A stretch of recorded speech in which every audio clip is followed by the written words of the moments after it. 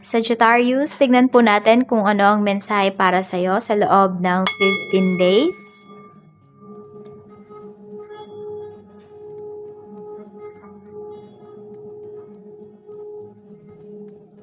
Naalis na po natin ang negativities and we are clearing your energy. So, check po natin kung kamusta. Ano ba yung energy sa loob ng 15 days? Next 15 days, Spirit Guide for Sagittarius. Next 15 days for Sagittarius. Tignan natin. Energy po. Spirit Guide, please. Bigyan nyo na po kami ng energy for Sagittarius.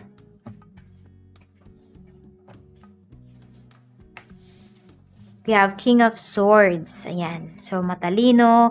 You will always use your logic ngayong week na ito. Hindi ka rin magpapatalo dito. Very straightforward ka. Yan yung nakikita ko. Kung hindi man ikaw to, mga tao sa paligid mo is very straightforward. Pag meron silang mga sasabihin sa'yo, kunwari sa message, no? Sa messenger, ganyan. Or sa text, call, diretsahan na kagad yung sasabihin nila. Kung may hihingin silang favor, hihingin na kagad nila yun sa'yo. Wala na yung sabi, pwede ba, may tatanong ako sa'yo. Tapos, pwede ba, ganito, ganyan. Hindi. Yun, diretsahan na. Yan, very straightforward sila sa'yo ngayon. Check natin, ano po yung mga blockages. Spirit Guide, ano naman po ang mga blockages ni Sagittarius ngayong 15 days na ito. We have rejection. Ayan. Natatakot kayong ma-reject. Ayan. So, kaya yung iba sa inyo, straightforward na talaga kayo magsalita dito. We have cycles. Paulit-ulit. Sexuality. Okay, yung iba po sa inyo, pwedeng nare-reject kayo because sa inyong past, sa inyong ayan, gender preference. Hindi ko alam kung kaugnay nga ba yan ng sexuality, ano? Pero yun yung nakikita ko dito. So, feeling ninyo, trap pa rin kayo sa nakaraan ninyo. Trap pa rin kayo sa, yung iba sa inyo, pwedeng, nadidiscriminate yung iba sa inyo. Yan. Nadidiscriminate kayo dito ng paulit-ulit because sa gender ninyo. Ayan. Parang feeling mo walang nakakaintindi sa'yo. So, meron ako na-feel dito na nade-depress yung iba sa inyo. Nag-overthink kayo. So, may mga bagay dito na pinaprocrastinate ninyo. Hindi ninyo tinutuloy kasi na-feel nyo kaagad kung ano yung kakalabasan yan, ano yung sasabihin ng mga tao sa inyo. Pero kasi pag ganyan, nabuhay ka dyan, di ka talaga makakawala dito. So, forever ka ng trap, Sagittarius. Tignan natin kung ano pa yung mensahe para sa'yo. Ano ba yung strength mo? Spirit Guide, ano naman po ang strength ni Sagittarius? We have 7 of Pentacles. Ayan. So, nakita ko naman sa'yo dito. Yes, pwedeng nandun yung natatakot ka, nandoon na pinanghihinaan ka ng loob. Pero kasi nakikita ko din sa'yo at the same time, Sagittarius, ikaw yung tipo ng tao na hindi basta-basta sumusuko. Marunong kang maghintay dito. Siguro yung iba nga sa inyo, naghihintay lang kayo dito ng perfect timing. Feeling mo siguro hindi pa ito yung time, 'di ba? Para Para sabihin natin yung iba sa inyo, sabihin niyo talaga or aminin niyo sa sarili niyo yung totoong kayo, kung sino ba kayo, o kaya naman yung pagdating sa work, ganyan po, kaya nahihirapan yung iba sa inyo sa trabaho kasi pwedeng hindi pa ito yung perfect time, hindi pa ninyo na-a-applyan yung perfect company para sa inyo. Meron tayo ditong justice. Ayan po. So, ikaw ay very fair dito. Isa yan sa mga beautiful characteristic mo. Isa yan sa mga strength mo. We have the Fool. Nakita ko lang sa inyo dito, Sagittarius, hindi kayo judgmental. Ewan ko, yun yung nafe-feel ko dito sa cards mo ngayon. Okay, so sa loob ng 15 days na to, yes, matututo kayong magdesisyon pero hindi kayo judgmental sa mga makikita ninyo towards other people. Very open-minded ninyo dito. Ayan. Pag meron ngang may kinikwento sa'yo, tumatango ka na lang. Kasi minsan, hindi ka nakikinig dahil yung mga kinikwento sa yung mga negatives. Tignan natin, ano pa po yung mensahe Spirit Guide. Okay? Ano pa po? Dapat mo nang i-release. Ano ba yung dapat mo nang i-release? Okay, ito, temperance. Ayun, pero sinasabi naman sa'yo dito ni universe, huwag ka na magpatumpik-tumpik pa. So, baka akala mo kasi hindi pa ito yung perfect time, Sagittarius, pero ito na talaga yung perfect time para sa'yo. So, the way na natatakot ka dito, doon ka dapat talaga gumawa ng mga actions pagdating sa life mo. Yan yung sinasabi sa'yo ni universe, okay? So, tingnan natin pa, ano naman yung dapat mong pag-isipan, dapat mong pagnilay-nilayan. So, ito, nag-iisip talaga tong energy na to eh. So, tignan natin. The Hangman, puro nag-iisip. Puro procrastination yung nandito sa cards mo. Ikaw to mismo eh. Ikaw to mismo. Kailangan mo nang baguhin yung mga approach mo sa life. Masyado nang madaming napapalagpas na mga opportunities kasi sa sobrang pag ninilay-nilay mo. Ayun.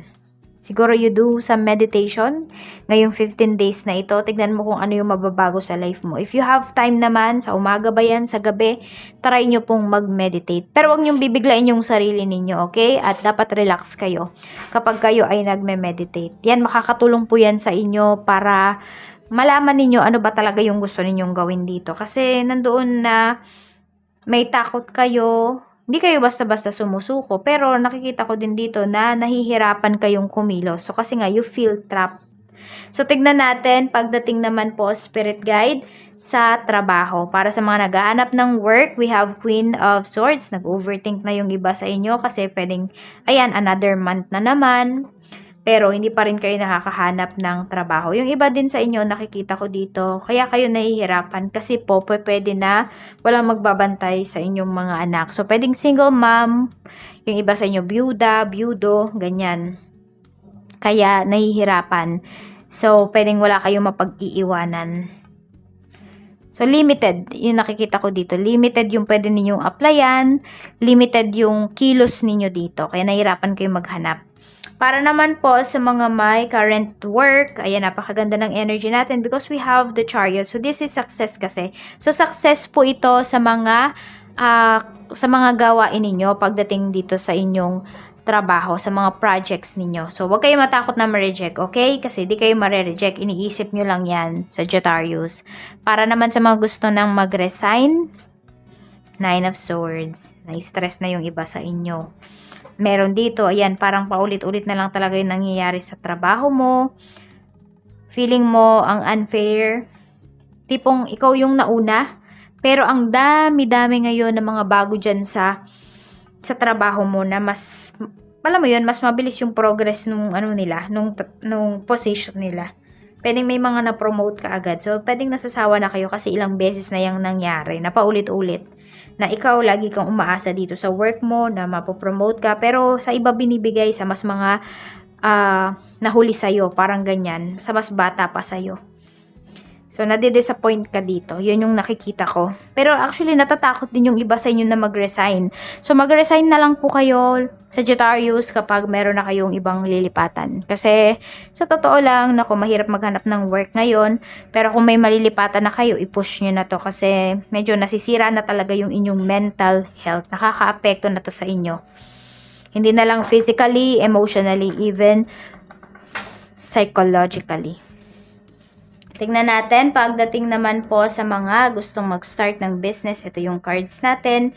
Okay, start na po kayo. Maganda po itong month na ito para sa inyo. Ayan. So, mapapakita nyo din dito yung creativity ninyo pagdating dito sa inyong negosyo. Para naman sa mga may current business, we have 5 of Swords. Mag-ingat lang po kayo ngayong 15 days na ito. Medyo madaming manluloko. Pwedeng mabudol kayo dito. And also, yan, yung mga nangutang sa inyo, singilin nyo na kasi mukhang papaabutin pa yata hanggang next year yan. So, wag nyo nang hintayin na magkusa yung mga yan kasi hindi yan magkukusa. Sasabihin lang nila, madaming gastusin. Pasensya na, ganyan-ganyan. Pag nakita mo, sadyain mo na sila. Check natin. Okay, so medyo mag-ingat kayo. Yan po. Para naman sa mga nalulugi yung business, dapat pa bang ilaban? Yes, dapat mo pang ilaban. Ayan yung sinasabi sa'yo ni Universe. Kanina bang energy yun? Kay Aries yata yun eh. Parang same kayo ng energy. If I'm not mistaken. Kaya pang ilaban to. May mga makakatulong po sa inyo. Ayan yung iba sa inyo. Nakita ko nga dito. Pwede kayong mag-loan. Ayan. O, tingnan natin, pag nag-loan ka ba, masasalba mo ba yung ano mo, business mo? Pero syempre, medyo mahihirapan pa rin talaga kayo. Baguhin nyo na lang yung strategy ninyo pagdating dito sa inyong business. Kung kayo, sabi natin, nag-loan kayo, pero same strategy pa rin yung ginagawa ninyo sa business ninyo, mahihirapan talaga kayo. Pero kung nag-loan ka, babaguhin mo yung strategy mo, makakawala po kayo dito sa pagkalugi. Oo. Makakaahon pa yung business niyo. Nakikitaan ko pa siya ng opportunity para makabawi. Natatakot lang kayo ditong sumugal. Kaya yung iba sa inyo, naiisip nyo na, ay, bitawan ko na lang kaya. Pero kayang-kaya nyo pa po talaga siyang ilaban. Pagdating naman sa family, we have Queen of Pentacles. Ayan, so merong nire-respeto dito, pwedeng kayo yan. Sagittarius, ayan, Queen of Pentacles, very nurturing. So mapagbigay kayo ngayong 15 days na ito pagdating sa inyong family. Pag may mga request, talagang ibibigay po ninyo. Pagdating naman sa mga kaibigan, so meron kayo dito makikilala na bagong kaibigan.